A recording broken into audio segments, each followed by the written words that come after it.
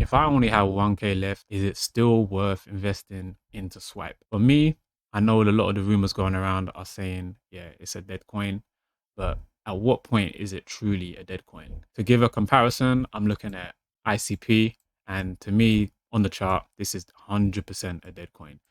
It doesn't mean that life can't be breathed back into it, but if we see from the initial openings of this coin, the ICO prices has dropped now.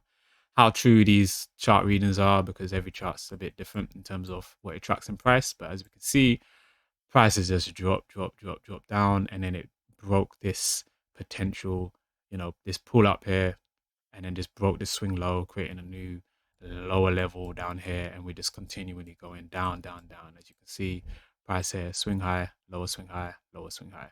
And this is just obviously something that long term, there's no true signal to really get in. We had something here, but again, it didn't obviously work out. So I'm going back to Swipe, same type of thing. What have we got here? Lows, so swing highs, getting lower, getting lower. Let me draw those out for you. Getting lower, right here. And then we had this nice one here where we thought, yeah, we were going to get a double bottom, but we didn't. We're still live on this week. So chances are that it's most likely going to close through this market structure here, which is this, what color is this? This beigey looking color right there. However, if we do at least manage to fail and close below this lower level here, this would be a nice failed swing low. So if we fail to close below this level here, this fractal low, and then we get a failed swing low, that would be a decent sign. Plus, we're in this monthly demand. But going back to the kind of overall picture, I really don't want to see these lows get taken out here. So this section is kind of like our second line of defense, where we had our nice, monthly run. Price just came down here, came up, busted through these levels, created this zone, and then price is now firstly coming back into it. So, this is kind of the test to see, is there any real buy orders in this area? And that's what we're kind of looking to see. Failing that, if we do come out of this zone, then this would be our last line of defense right here. So this area here would be our last line of defense. And also looking at a zone, possibly something around this area there. But really, I prefer there. So kind of there's some overlap, but really I'm looking at this. And why? Because we broke up, closed above this fractal with this candle. This created this demand zone here. These two candles make that zone.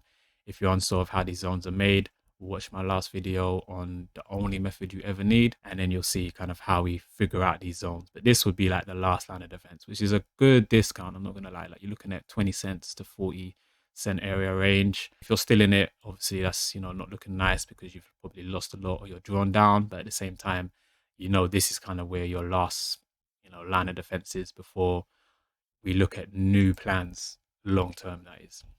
Now, it doesn't mean that it's over. It just means that, yeah, long term, I'm not really looking. It's not looking tasty anymore. I'm kind of like, okay, this coin is not showing me much, unless there's a big change fundamentally. Binance do something amazing with it. The adoption rate just goes, off the charts. Then we can say, yeah, maybe there's something that could take it off and bring it to new life. But for now, this is where we are. Just to recap on that, we want to see this weekly candle fail to close below this white line here. We want to see it, closing above. That kind of gives us a bullish signal that maybe there's chance that we can now make some plays, have some stops around, these levels here. Ultimate stops I would have around here, and then targets around this level, first level targets, that is, with the secondary targets being toward the original supply zone that we have up here, this big kind of darkly grayed out zone that's been touched. It's been touched a few times, so maybe that zone is done, but at the same time, that's where resistance was previously. Price came in, wick down, came in again, wick down. So it could happen that way again. So I'm just gonna move down to the daily and see what we got on that side of things. Okay. So again, that's that same weekly line. We know that, yeah, on the daily, obviously we've closed below it, but this is recorded on Sunday. So by the end of today, we'll know whether or not that turned out in our favor.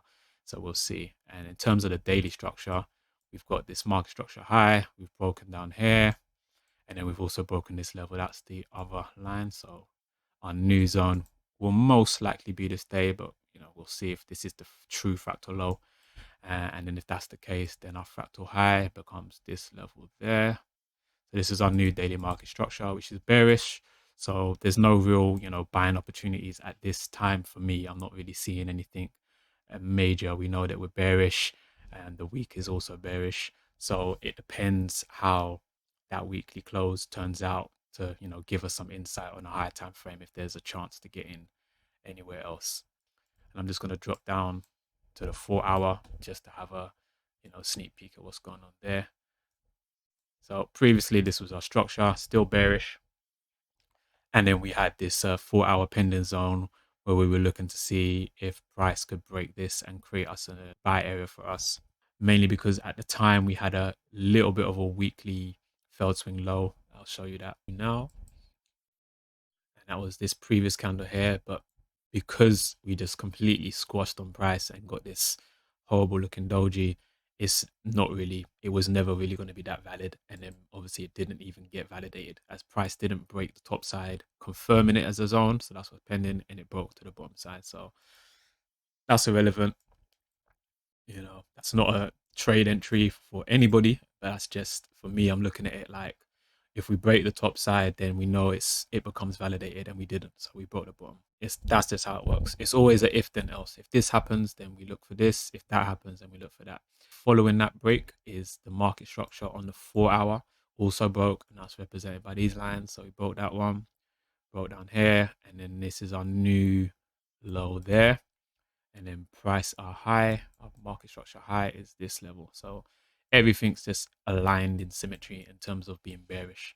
4 hours bearish, daily's bearish, weekly is looking to almost be bearish, and we know that on the daily and the 4-hour, we're definitely in a downward trend. As you can see, look, the lows are just getting lower, and then the highs are also just getting lower. And same with the daily, lows are just getting taken out left, right, and center, and the highs are just, there you go, just getting lower as well. So that's where we are on this chart. We are really just going to wait to see what this week tells us, but we still have all of this gap here to really see what price is going to do. If this is giving you some value, like and subscribe. Thanks for watching.